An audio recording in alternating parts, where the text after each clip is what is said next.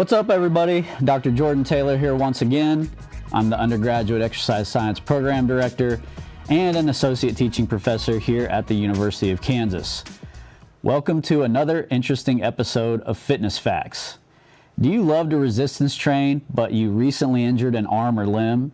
Is the limb immobilized temporarily while the injury heals, or are you recovering from a surgical procedure, like I am, and the limb needs to be protected for a while prior to starting rehabilitation? If you have a single limb that is immobilized or is unable to be used normally while you recover and heal, should you still engage in resistance training of the opposite non-injured contralateral limb? The short answer to that question is yes, you should. And I will explain why in this video. I recently had surgery to reattach my completely ruptured triceps tendon back onto my right elbow. 5 days after my triceps tendon repair surgery, I was back in the gym continuing to strength train my upper body using just my left arm in an effort to promote neural cross-education to my surgically repaired right arm. Today I will be discussing the neurological phenomenon of cross-education, where unilateral resistance training of a non-injured limb can promote neural adaptations that lead to strength gains or a reduction in strength loss and muscle atrophy in the injured or untrained contralateral limb.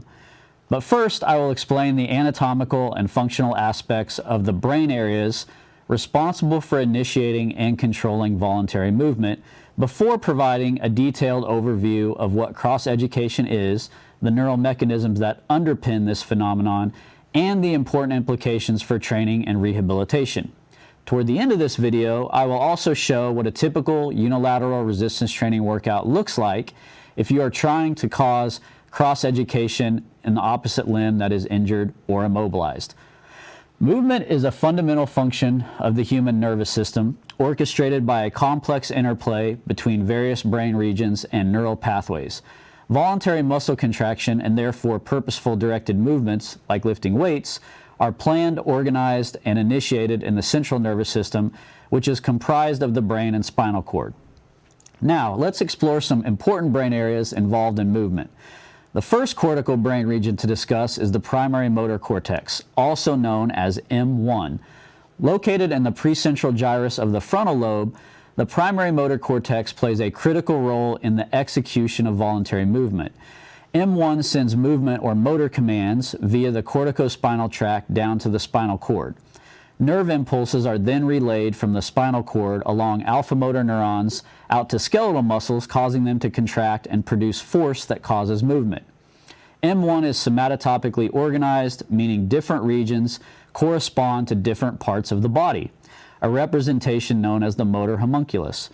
Another key principle to understand is contralateral control, where the primary motor cortex on one side of the brain controls muscles on the opposite side of the body.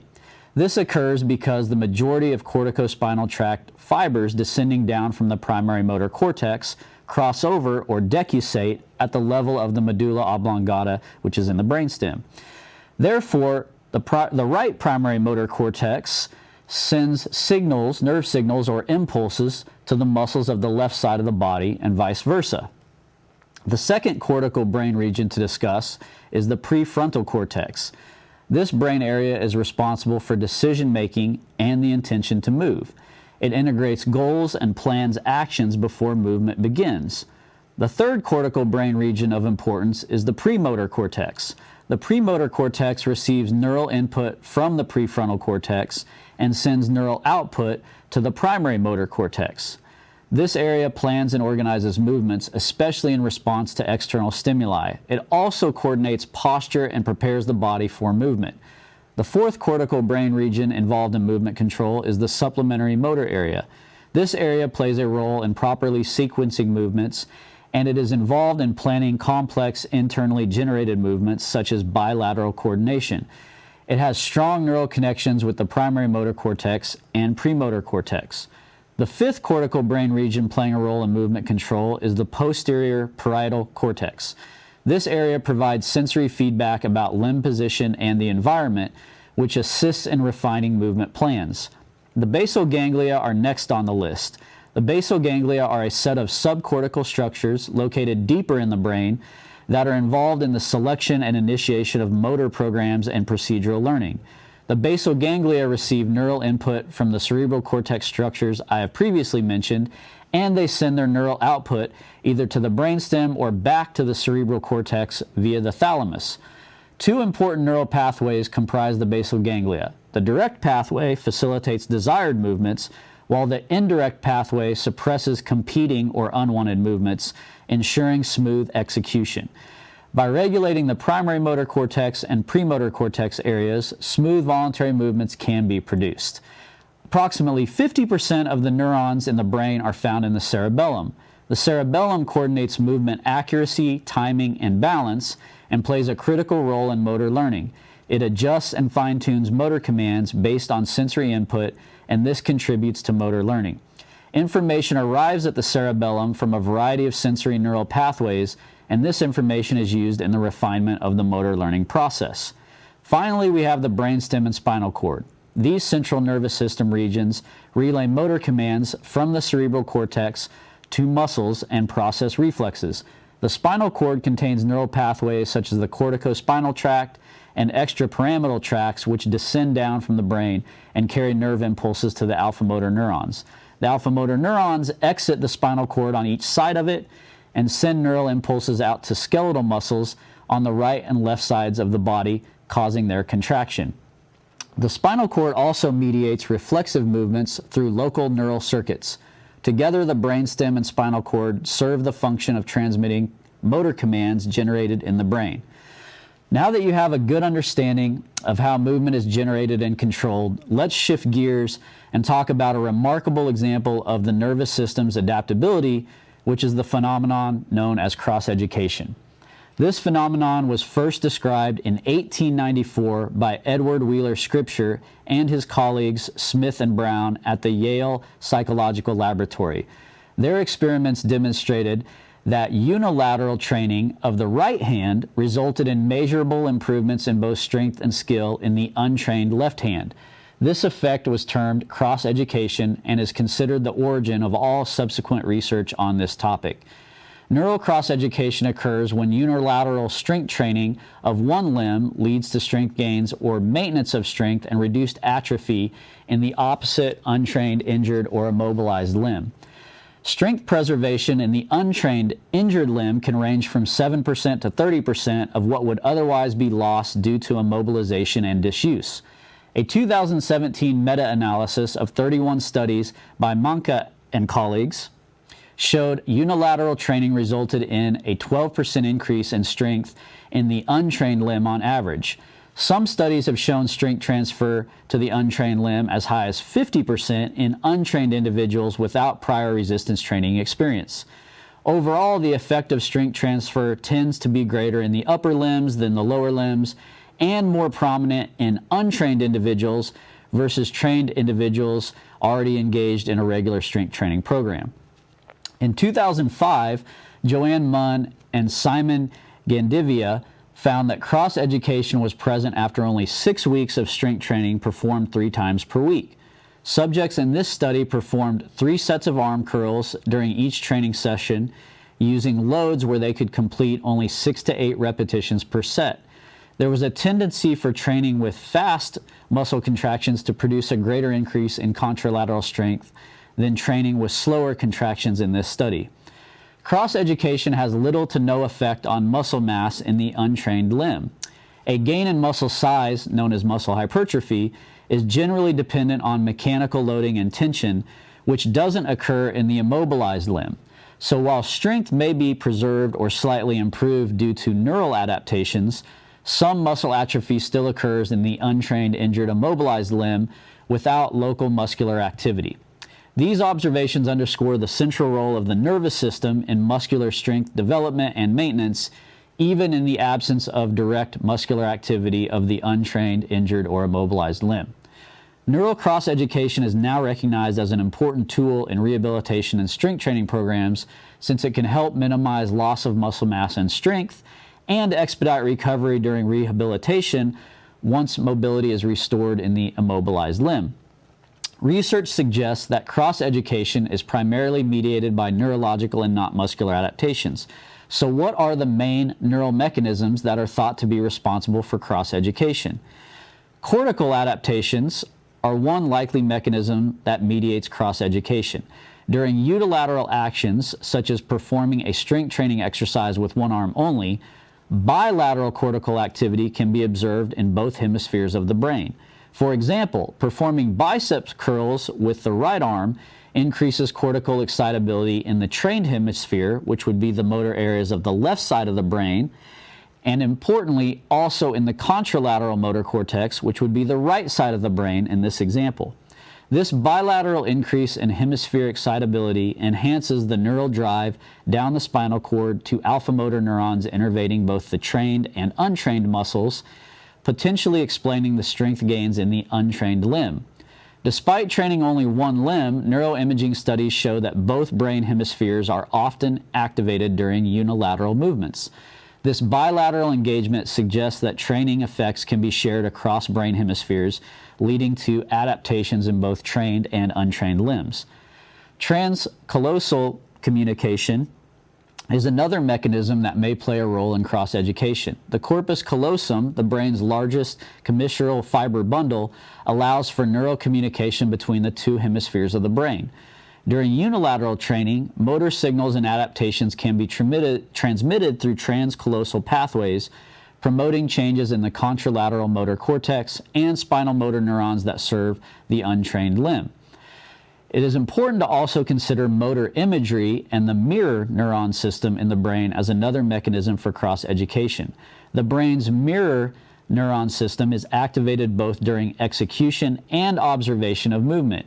Even when only one limb is trained, the brain may simulate or mirror the movement on the opposite side, reinforcing motor pathways bilaterally. Additionally, motor imagery, mentally rehearsing a movement, has been shown to activate similar brain regions as actually performing movement, possibly enhancing cross-limb transfer of strength. Cross-education may also involve adaptations in descending corticospinal pathways and subcortical structures such as the cerebellum and basal ganglia. Adaptations in the corticospinal tract and other descending spinal cord pathways may enhance the efficacy of neural transmission to the untrained limb. Changes in the excitability of spinal motor neurons and interneurons could facilitate increased strength output in the untrained limb as well. A 2025 study published by Leslie et al., titled Cross-Education, Motor Unit Adaptations Mediate the Strength Increases in Non-Trained Muscles Following 8 Weeks of Unilateral Resistance Training, highlights the important role of motor neurons in cross-education. Motor neurons exit the spinal cord and connect with individual muscle fibers to form what are called motor units. In the study by Leslie and colleagues, the authors' findings indicated that greater strength in untrained muscles is associated with a higher net motor unit discharge rate, implying a greater spinal motor neuron output to those muscles. The results of this study underscore the role of motor unit adaptations in the transfer of strength gains to non-trained muscles, offering novel insights into the neural mechanisms underlying cross-education. What are the implications and practical considerations for unilateral resistance exercise and cross-education in rehabilitation and training? In rehabilitation, unilateral training that promotes cross-education is useful in recovery from stroke, orthopedic injuries, and immobilization scenarios.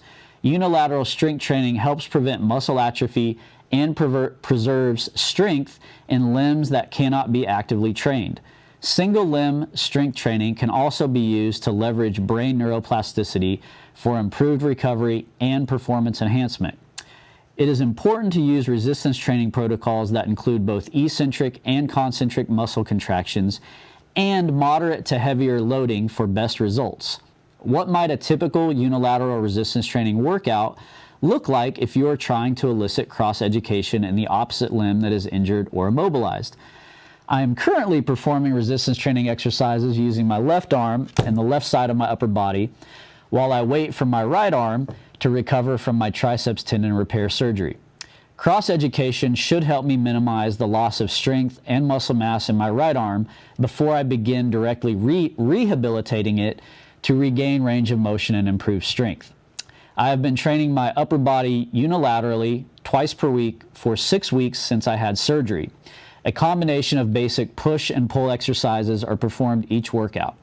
For each resistance exercise, I select a moderately heavy load that allows me to complete between 6 to 8 repetitions per set, and 5 to 6 sets are performed for each major upper body muscle group, which includes the chest, back, shoulders, triceps, and biceps, on the left side of my body on Monday and Thursday of each week. Here are the exercises I am currently performing. The first exercise here in my unilateral resistance training session is just a seated chest press. I mean, just working the pectoralis major, anterior deltoid, and the left tricep. Obviously, you know, with this arm, my right arm being injured and recovering from surgery, I can't do any barbell pressing because I can't load this yet. It hasn't had enough time to heal. So a lot of these exercises you're going to be seeing are either machine exercises, where I can just control it unilaterally, the load, or dumbbell work. So we'll go to the next one. That would be the dumbbell incline press, or the incline dumbbell press, however you want to say it. So this one, you need a little core stability here, so I'm really having to activate my transverse abdominis, some core muscles, because you know, pressing that load unilaterally. So I'm getting some good core engagement there. But again, working the upper chest, the pectoralis major, anterior deltoid, and tricep using the dumbbell incline press. And again, most of these exercises I'm doing 3 sets for each exercise and completing 6 to 8 reps. And then I'm doing this workout twice a week on Monday and Thursdays. So that allows adequate rest days in between, you know, rest on Monday, rest on the weekend. And then I'm doing also 2 lower body workouts each week as well. So we'll go to the next one, which would be the lat pull down. So now moving on to the posterior side of the upper body, working the latissimus dorsi, the rhomboids, posterior deltoid, teres major, all those upper back muscles that are involved in adduction of the arm and extension at the shoulder. So again, another great upper body exercise. Obviously you can do lat pull downs on the cable pulley, but I can't do that because of this other arm being injured, so I had to find a machine that would allow me to do this unilaterally. Then we'll go to the low cable or low pulley cable rows. So again, working that shoulder joint extension on the left side of the body, posterior deltoid, mid-trap, rhomboid, left latissimus dorsi. And again, sticking in that kind of 6 to 8 rep range and 3 sets for this exercise. And hopefully that'll help me maintain some strength there in those muscles on the right side of my body. And then the next one would be the seated, you know, overhead shoulder press. So again, using a machine here. Anterior delt, lateral deltoid, getting some work there. And then the next one is the dumbbell curls. So again, bicep, brachii, brachialis, brachioradialis, all of those elbow flexors, and then hopefully we're getting some cross education over to the right biceps to help reduce the loss of strength, preserve that strength, and maybe reduce atrophy on that arm too. But this arm is obviously, it's atrophying. Just hopefully it's not going to as much and I won't lose as much strength. And then we'll go to the preacher curls next. So again, left side again, very stable movement with the humerus, the upper arm supported. So 6 to 8 reps there, 3 sets of preacher curls. And then we'll move on to the left tricep, working it. So overhead triceps extension. So again, working the tricep, the anconeus, and hopefully we're getting some cross education over to my surgically repaired tricep in this right arm to where I can you know, once I start directly rehabbing the tricep on my right arm, I've preserved some strength and maybe reduced atrophy, so I can really take off when I'm directly rehabilitating this right arm when it's ready to start being loaded. And obviously right now I'm working on getting the range of motion back. That's the first thing before I load it. But again, hopefully I'm getting some cross education, training that left arm over to this right limb. And then the next one is just tricep push down. So again, getting some more tricep work on the left arm, hoping to get some neural cross education over to the right, preserve some of that strength. And that's the last exercise in my current upper body workout that I'm having to do and adapt coming off this surgical repair. There was a lot of detailed and technical information covered in this episode. So, to summarize, voluntary movement is orchestrated by a neural network of connected brain regions, including the prefrontal cortex, premotor cortex, supplementary motor area, primary motor cortex, posterior parietal cortex, basal ganglia, thalamus, cerebellum, and brainstem. The cross-education phenomenon demonstrates that unilateral resistance training can enhance strength and reduce atrophy in the contralateral untrained limb. This effect is primarily mediated by neural adaptations at cortical and spinal levels involving increased neural drive, interhemispheric interactions via the corpus callosum, shared motor representations, and changes in motor neuron discharge rates to skeletal muscles. Understanding these mechanisms has significant implications for rehabilitation and recovery following unilateral injury. I hope you enjoyed today's episode and found it informative. If you have questions for me about this video or the KU Exercise Science program, send an email to jtaylor@ku.edu or call 913-897-8516. And as always, thanks for watching Fitness Facts.